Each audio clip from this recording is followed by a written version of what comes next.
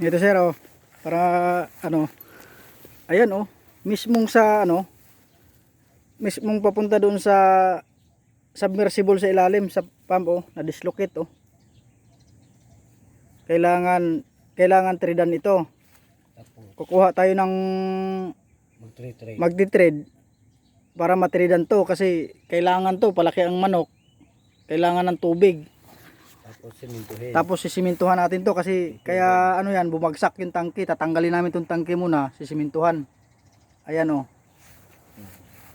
Ayan oh, bumagsak talaga yun, putol oh. Wala na oh, na-dislocate. Kailangan tradean to, patridan. Para maidugtong uli.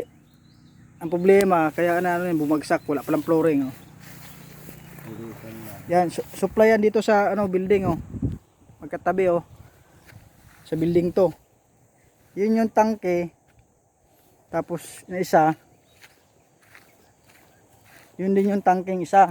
Yung ginamit ngayon. Papunta sa taas yan sa OP, sa kantin. Ngayon, Sa mga tangla. nilipat ngayon ang Binuksan yung isang valve. yung tubig doon, nilipat namin dito. Ngayon ang nangyari, ito naman yung leak. Oh. Laki ang butas. Yan. Yun yung bibili ako ng ano ng coupling. Yan oh. Yan, lakas sa tagas, di pwede. Tapos pagdating naman dito sa ano, ito, butas pa to. Kailangan coupling din. Pagdating dito, repairin na natin to. Oh. Papunta to dun sa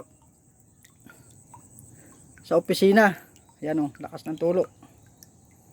Kailangan mabilhan sana ng fittings yan. May ano tayo. Meron tayong pang materialis.